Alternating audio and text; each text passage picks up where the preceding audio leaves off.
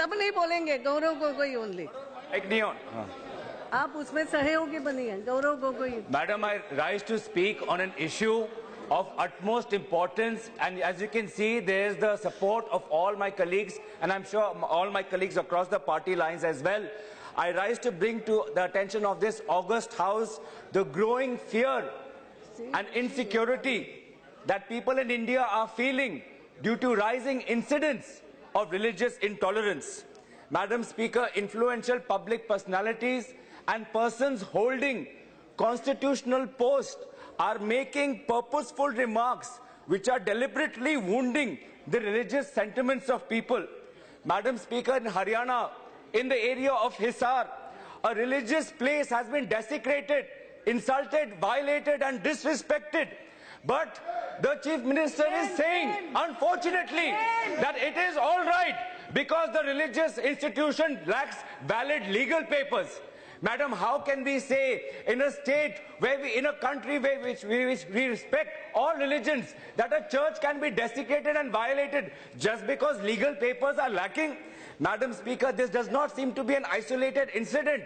According to National Executive Member of BJP who went to Assam, he said भगवान सिर्फ मंदिर में रहते हैं, चर्च में नहीं रहते, मस्जिद में नहीं रहते. Madam, this does not seem to be an isolated statement.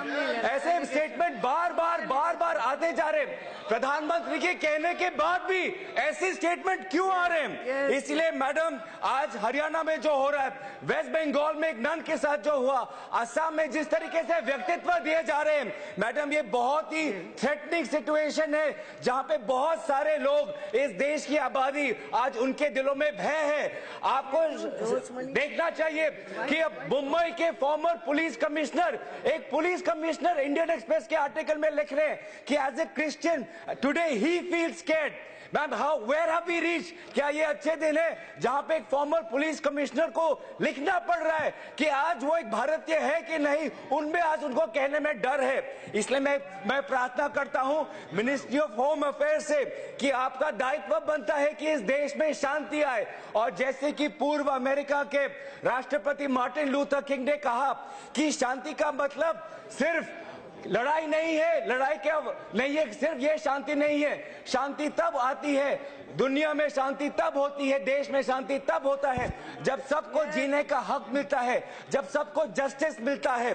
तो इसलिए मैडम, आज कुछ लोगों को लगता है कि भगवान सिर्फ एक ही धर्म में है, अन्य धर्मों में नहीं है. भगवान सिर्फ मंदिर में है, लेकिन मस्जिद में नहीं है, चर्च में नहीं है. उनको भी मैं कहना चाहता हूं कि कृष्ण जी के अवतार भी, जब नरसिम्हन जैसे जब कृष्ण का अवतार आया था, तो उन्होंने उन्हीं लोगों को उन्होंने कुचला था जो कहते हैं कि भगवान सिर्फ मंदिर में है. लेकिन महाराजा प्रहलाद ने कहा था कि भगवान सब में है, भगवान मुझ में है, भगवान आप में है, भगवान हर स्थान में है. और इसीलिए मैं कहना चाहता हूं एक ही श्लोक से कि एको देवः सर्वभूतेषु गुणः सर्वव्यापी सर्वभूता अंतरात्मा कर्माध्यक्ष सर्वलोकाधिवास साक्षी चेता केवलो निर्गुणश्च. भगवान एक है, सबके दिलों में रहता है, वो सब जगह है, वो सर्वश्रेष्ठ आत्मा है और वो हम सबको देख रहा है. इसीलिए मैं दरख्वास्त करना चाहूंगा कि let us build a peaceful and prosperous India, not an India which is being divided by religions, not an India in which minority religious groups are feeling threatened and vulnerable. आपका दायित्व बनता है क्योंकि हम भारत हैं, we are one and we are everyone. Thank you very much. बाकी सभी लोग, श्री मल्लिकार्जुन खड़गे